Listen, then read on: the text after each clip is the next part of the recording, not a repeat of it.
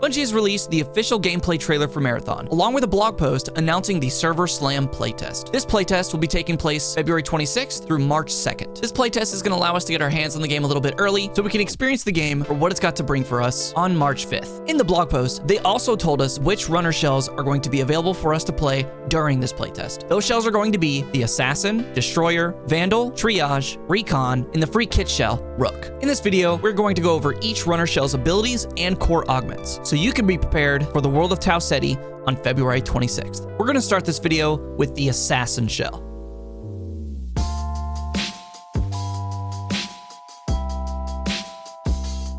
The Assassin, for all intents and purposes, is designed for the exact kind of playstyle as its name suggests, an assassin. Each runner shell comes with 2 traits that act as passive skills for the runner, while also having 2 active abilities tied to their kits, one being a base ability and the other being their prime ability. For the Assassin, one of the 2 passive traits he has is called Shroud. This trait allows your shell to automatically activate invisibility when entering any smoke field, and the invisibility will last for a short period amount of time after exiting the smoke field. The Assassin's second trait is called Shadow Dive. This trait, when airborne, allows you to slam a disc onto the ground when landing to create a cloud of smoke. This smoke will also be triggering your other passive, Shroud. Now for his active abilities. Active Camo. This ability allows you to activate your invisibility for a period of time. The invisibility deteriorates and makes you a little bit easier to see the more actions your character is doing. For example, walking or running. Also, interacting with things around you, or even just shooting your weapon, will fully uncloak you from your invisibility. Now for the Assassin's prime ability, it is called Smokescreen. This ability throws a disc that emits a line of multiple smoke fields in front of you, causing chaos and disruption to the firefight, allowing for the Assassin to go in and out of invisibility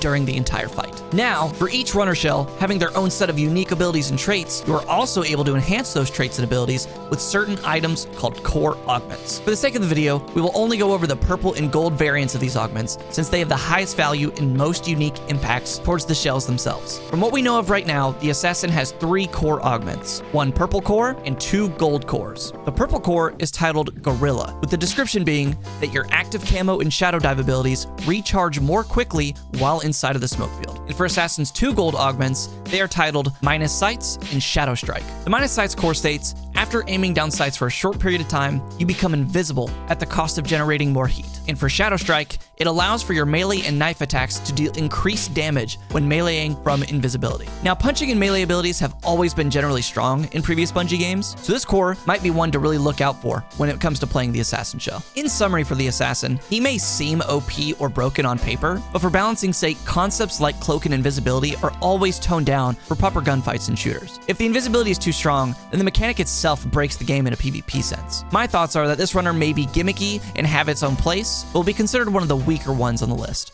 Now, for the next shell, the Destroyer. The Destroyer shell is described as being the perfect archetype combat specialist, armed with a personal defense barricade, missile system, and movement thrusters. Destroyer shells are designed to bring the fight to the enemies. The 2 traits for the Destroyer are Tactical Sprint and Thruster. Tactical Sprint allows the Destroyer to double press the sprint button to move faster at the cost of generating additional heat. And Thruster is an airborne ability that boosts the Destroyer in whichever direction you are moving. For old Destiny veterans, think of the Thruster ability as if it was the Titan holding the Twilight Garrison from Destiny 1. For the Destroyer's active ability, it is called Riot Barricade. This ability activates an energy barricade that blocks all incoming damage, draining tactical ability energy over time. When the barricade takes additional damage, it will also drain more energy. Now for the Destroyer's prime ability, it is called Search and Destroy. Search and Destroy activates shoulder-mounted missiles. Yes, shoulder-mounted missiles, while dealing sustained damage to targets, immobilizing them and dealing damage upon impact. To me personally, I believe the Destroyer's entire kit already has much more practical utility and usability compared to the Assassin. For the Destroyer's core augments, he has a purple called Bull Rush, which states your right barricade does not passively drain energy while tactical sprinting, and 2 gold augments called Impact Siphons and Counterattack. Impact Siphons allows incoming damage dealt to your right barricade to be returned to you as shield energy, which sounds crazy strong for a core augment. And for Counterattack, when your right barricade takes damage, you periodically release a missile, like the ones from your Search and Destroy, back at your attacker. With all these abilities and core augments for the Destroyer, I feel he will be a very strong pick for the team composition when it comes to PvP in Marathon, being one of the top 3 strongest shells in the game. Now for the shell that I am most excited for to get my hands on during this playtest, Vandal. Vandal is described as being able to traverse ground at incredible speeds, using their advanced movement and knockback cannon to disrupt combat.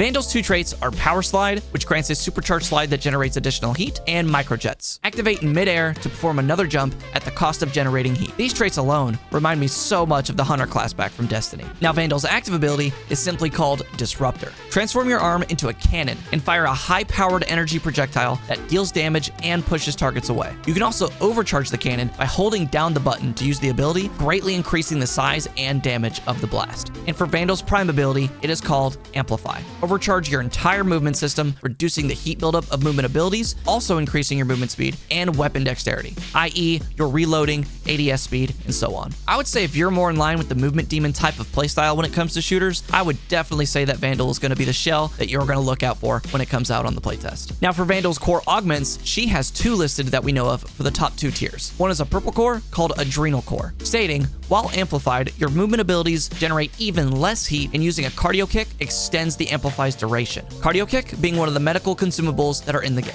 And for her gold augment, it is called Microjet Efficiency Package. Gain an additional charge for her microjets that generate less heat. Bones of AO, anyone? One thing to notice about a lot of the core augments and even shell abilities in Marathon, it is clear they are bringing familiar feelings from Destiny and Destiny 2 into this game, which is a very good thing. These different kinds of abilities are what made Destiny feel fluid and unique, and I believe they are being redefined just for Marathon's use. In summary for Vandal, I believe she will be a not must-run type of shell, but more on the lines of an opted role for someone as the team's designated Slayer or sweaty PvP player. Vandal and Destroyer are set in this way, and I believe to be interchangeable in this role for any team's composition.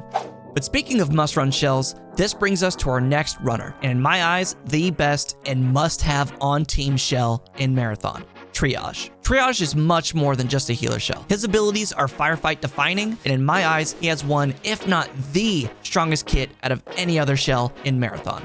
His two traits are called Shareware.exe and Battery Overcharge. These two traits alone have a massive effect in team dynamics, especially when it comes to the extraction shooter genre. Shareware.exe allows Triage to share the effects of some consumables and give these benefits to teammates, and his other trait being Battery Overcharge, overcharging your gauntlets to allow your weapon to have a better performance, and when using a battery type weapon, breaking an enemy's shields will EMP the target, taking away their ability to use their own abilities. The balance there being that it has to be from a battery type weapon when you use Battery Overcharge. Now for Triage's active ability, it is Med Drone. This ability sends a drone to give passive healing to a teammate that is within its range. But this ability can also be applied to Triage himself, which is super strong, having a free set of healing just tied to a cooldown. And then you have his prime ability, Reboot Plus. Revive a teammate from extended distance or use EMPs to shut down enemy runners. Having the ability to revive somebody from range is already strong enough, and from the looks of it in the trailers, you can heal two people at once. And with this ability, you also have the option to use it offensively, EMPing enemy runners mid-fight. These abilities and traits are so strong that I believe Triage will be a must-have on your team when going into Marathon. The utility here is just unmatched compared to the other runner shells. Now for his core augments, we only know of two at the moment.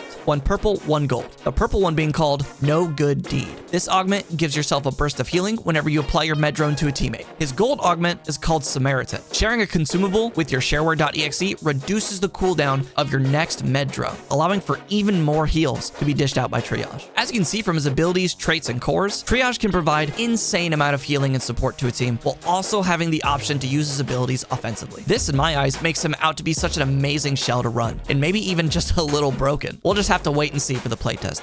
Now, I may have made it out to see that Triage is the best shell in the game, but there is one more shell that we are allowed to play on the 26th that may just be as good as Triage, and that shell would be Recon. Recon is the shell that excels at identifying threats and tracking movements using echo pulses, tracker drones, and holographic footstep trails.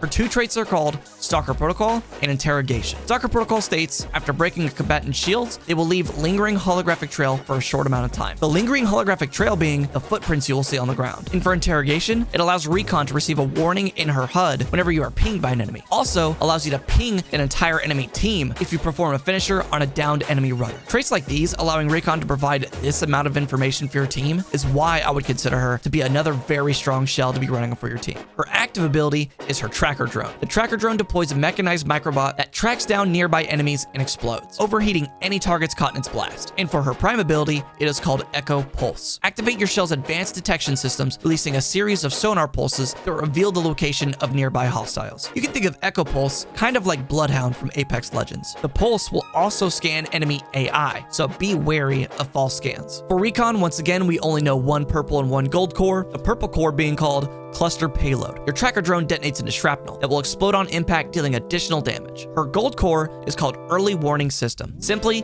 this core will alert your HUD whenever an enemy runner is even just nearby. That core is insane. A free heads-up warning when someone is just coming close? How close? Well, I think we'll find out whenever the playtest is available to us, just to see how broken or bad this core will be. With the amount of information that Recon can gather for the team, I would say this is why Recon could be considered another one of the top best shells to run in Marathon. Now, there is one more runner shell that we won't have access to during the playtest, but will be available to us on the full release of Marathon, and that shell is the Thief shell. You can find out all about her traits and abilities on the Marathon fandom wiki, but for the sake of the video, let's move on to the very last available shell for the playtest, Rook. Rook is Marathon's answer to the free loadout. You drop in as a solo into a match that is possibly already ongoing with a bare bones kit. Absolutely no risk with any possibility of reward. Rook has 2 abilities with no traits, and of course, no cores. The active ability being IFF Override, which allows you to disguise yourself from the UESC combatants, AI enemy players on the map, and his prime ability called Recuperation, which simply heals yourself over time. Now, it's stated on the wiki that Recuperation skill has the possibility of changing on the game's full release, so we'll just have to wait and see. I really like Marathon's approach to the free kit. Whenever you've been down on your luck or want to get into some funny business or even just test the waters to see what lobbies are looking like for the day, you can queue up solo as Rook to get in and find out. I like forcing the free kit to be solo, so it negates the free loadout Andes from overpopulating lobbies and making every firefight seem worthwhile instead of a time drain. Anyways, I think the meta team comp when it comes to the playtest is going to be Triage, Recon, and either Destroyer or Vandal for swap picks. This team comp in my eyes will cover every aspect to fully maximize the shells kits that are provided to us with as much utility as possible. Either way, I believe this game is going to provide higher skill gaps in different aspects that we as a player-based community will be able to find out when it comes to the full release of Marathon coming on March 5th. And once again, the playtest is going to be available for everybody on all consoles from February 26th to March 2nd. I'll see you guys in Tau Ceti.